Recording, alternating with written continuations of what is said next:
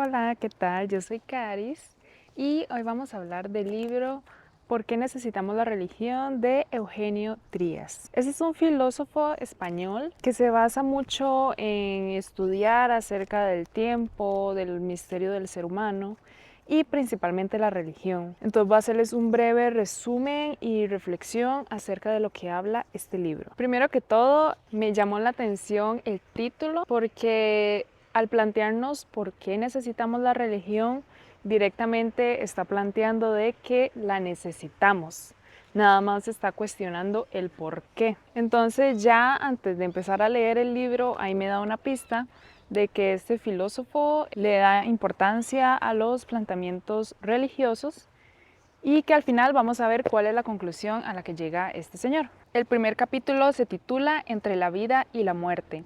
Básicamente lo que plantea es que el ser humano, por su condición de ser humano, es consciente de que es mortal, o al menos lo sabe, al menos tiene una idea o esa certeza de que en algún momento se va a morir. Por ese poder mayor que nos llega a oprimir a todos los seres humanos sin distinción, el cual es la inminente muerte, es algo que nos hace plantearnos nuestra propia impotencia. Y aunque hayan diferentes planteamientos acerca de la muerte, como hay personas que le tienen muchísimo miedo, como hay personas en diferentes contextos que más bien es algo que desean. Lo que nos dice es que el comportamiento más común que solemos tener los seres humanos es el desear al menos que esa muerte no sea mala. Aquí nos menciona literalmente, queremos la buena muerte. Y justamente muchas religiones eso es lo que prometen o auguran.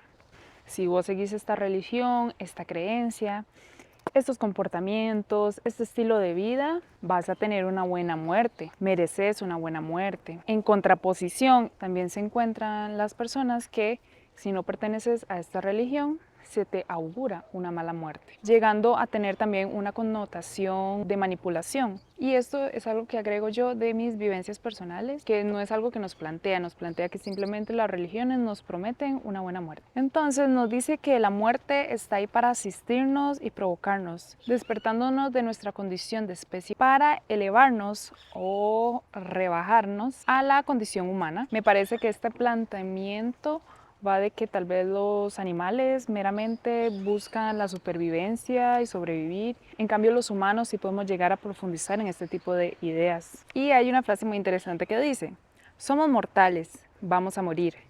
Esta es nuestra única ciencia exacta. Ese saber que todo ser humano posee.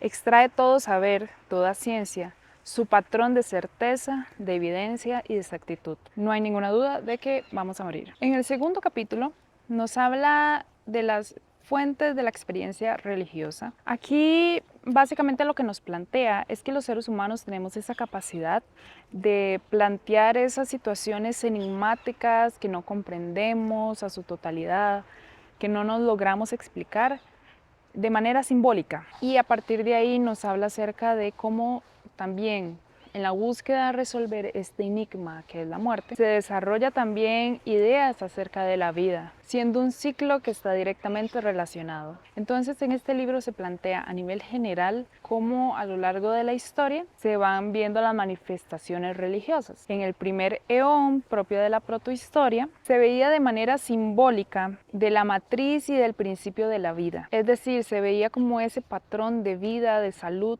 y ese ciclo que constantemente se repetía en el nacimiento de nuevos seres humanos. En el segundo eón es más bien dirigida a una revelación cósmica acerca del orden del cosmos, o sea, cómo se empezó a ordenar la Tierra y el universo, y ese contraste entre el caos y el desorden. Y en el tercer eón, la revelación simbólica va dirigida a esa conexión y comunicación del testigo con lo sagrado, y esa ya está más relacionada con las religiones que están en la actualidad, esa comunicación con Dios y esa interrelación con lo superior. Entonces ahí comenzamos a hablar del cuarto capítulo, que es la cita. Este autor lo que plantea es que la experiencia religiosa se puede resumir en una cita en la cual el hombre se encuentra en una relación, en un momento exacto establecido para relacionarse con lo sagrado, que tiene dos características principales: un lugar en específico, que podría ser el templo, y un momento asignado. Y también hay un elemento muy interesante que es el sacrificio, que puede ser de manera simbólica, que es como ese pacto o ese intercambio en la alianza. Luego, en el siguiente capítulo, que es el 5,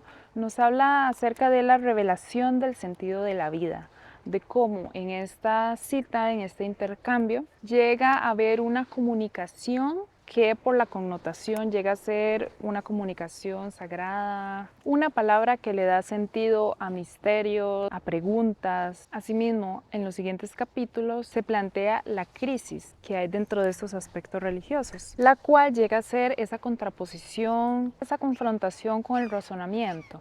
Entonces, cuando esta crisis se llega a presentar, es cuando se rompe esa comunicación entre lo místico y el ser humano. Nos dice que se destruye el enlace simbólico entre la comunidad humana y la trascendencia. Se produce la irrupción de la censura diabólica. En lugar de la unión y comunidad entre el misterio y el mundo, sobreviene la desunión, el desgarro, la perturbación del ritmo y de la rima. Entonces, a largos rasgos, este libro como que nos da un análisis de características que fundamentan la religión, partes que la componen en común a lo largo de la historia y la base de toda la construcción de este tipo de ideas. Lo que nos menciona el autor es que en la contemporaneidad tenemos esa posibilidad de desligarnos totalmente de la religión, de ser religiosos, o de tomar la religión como en un punto intermedio, que sería como el de conocerlas y ver qué enseñanzas nos pueden dar esto. De hecho, este autor como que se basa mucho en esto, en analizar a profundidad los planteamientos que nos dan las diferentes religiones. De hecho, específicamente nos habla de la religión cristiana,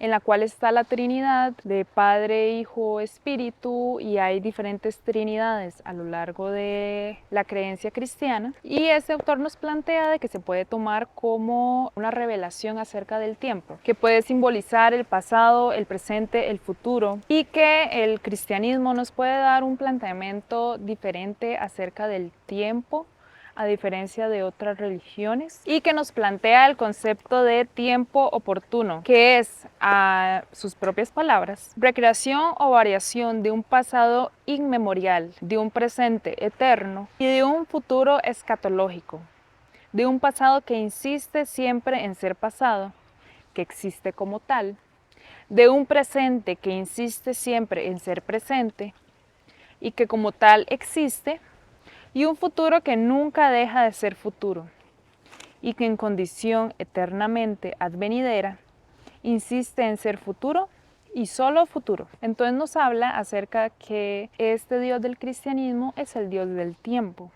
Textualmente, con las palabras de él, nos dice que es un Dios que acierta a ofrecer el vestigio de su misterio a través de la experiencia y comprensión que todos podemos hacer, a partir del puro dato inaugural de nuestro existir, del discurso temporal. Yo lo interpreto como que este Dios o esta religión se acerca a un estilo de comprensión del tiempo más cercana a nuestra realidad, más cercana a lo que nosotros conocemos, porque el tiempo ya de por sí es algo bastante complejo. Sin embargo, esta se plantea de una manera más cercana a nosotros y a la realidad que nosotros llegamos a comprender hasta el momento. Yo me leí este libro sin saber de qué trataba, nada más me llamó la atención el título. Siempre me ha interesado aprender acerca de la religión y las religiones en general, debido al contexto en el cual yo crecí. Entonces, de este libro en específico me gustó mucho el contexto que nos da histórico, desde los principios de las revelaciones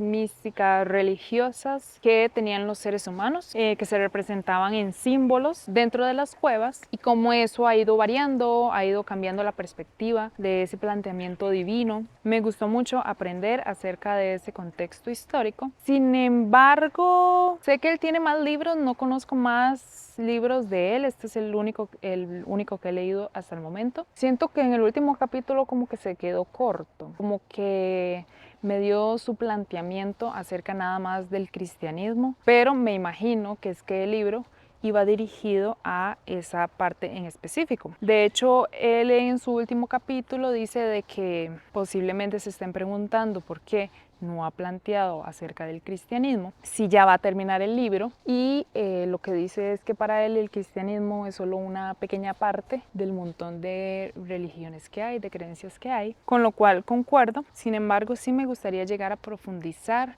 más al respecto de esos aprendizajes o esos planteamientos importantes que podemos tomar de otras creencias que ya vimos en el cristianismo aquí cuál es la que él nos plantea y de otras religiones que podemos tomar, por lo cual voy a seguir leyendo y buscando acerca de las religiones, de las creencias, de sus orígenes, de sus misterios, para así ir completando esas ideas que estoy en búsqueda. Así que espero que les haya gustado. Este fue un resumen muy general del libro. Sí, es un libro que recomiendo, es bastante fácil de leer. Cabe recalcar de que yo no soy filósofa, entonces posiblemente hay aspectos de este libro en el cual yo no pude ahondar o conocer más a profundidad por conocimientos que tal vez no tengo de la filosofía.